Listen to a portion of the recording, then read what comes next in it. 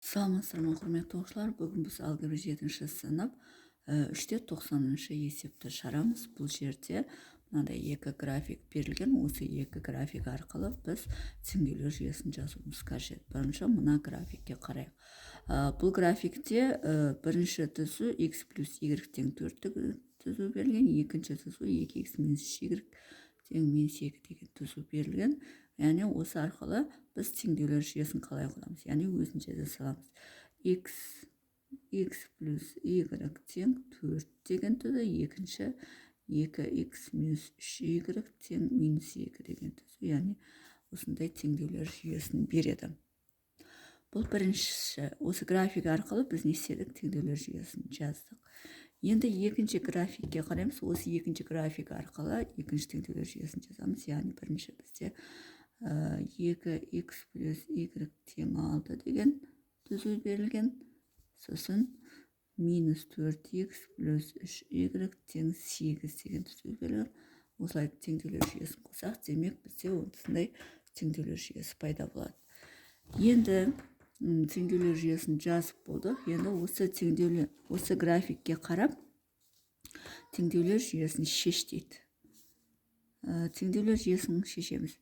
Қай уақытта бұл теңдеулер жүйесі шешімі табылады? Осы екі түзу қиылысса және бір нүктеде қиылысса, екі түзу бір нүктеде қиылысса, онда ол бізде түзудің шешімі болады. Олай болатын болса, екі түзу осы жерде қиылысса, енді координаталық жазықтықтың x өсіне қарайық, ол 2-де тұр. Y өсіне қарасақ, ол 2-де тұр. Демек, есептің жауабы 2-де 2 деген сөз. Яғни x 2-де, y 2-де болған кезде екеуі 2-де 2 деген нүктеде қиылысады. Демек, мына теңдеулер жүйесінің шешімі 2-де 2 болады екен.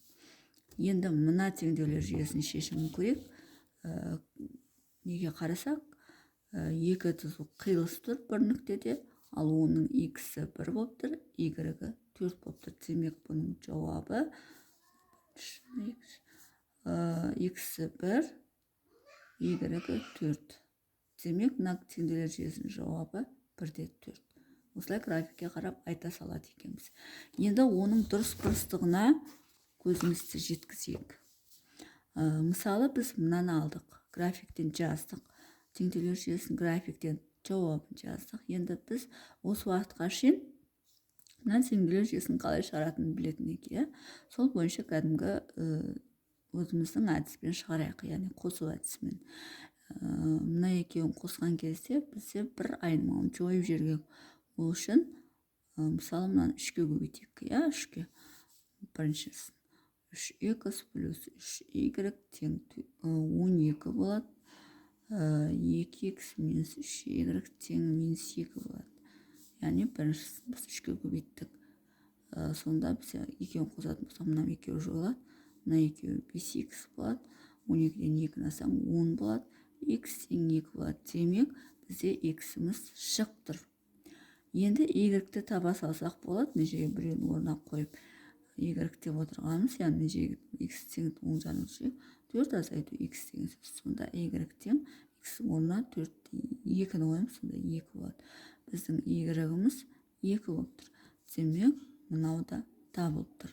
Біз теңдеулер жүйесін қосу әдісімен шығарсақ та, график арқылы шығарсақ та бір жауапты беріп тұр. Демек, біздің жауабымыз 2-де 2 болып тұр екен. Яғни осы уақытқа шейін біз не істедік? Теңдеулер жүйесін қосу әдісімен, тағы да басқа әдістермен шығардық. Яғни ол деген сөз екі түзудің қиылысын тауып жатырған екенбіз. Есептің шешімі деген екі теңдеу. Екі түзудің қиылысы нүктесін әрқашан біз тауып жатыр екенбіз. Сонымен есептің шығару жолы осындай. Егер есептің шығару жолы түсінікті болса, лайк басып, комментарий жазып, каналыма тіркеліп кетсеңіздер болады.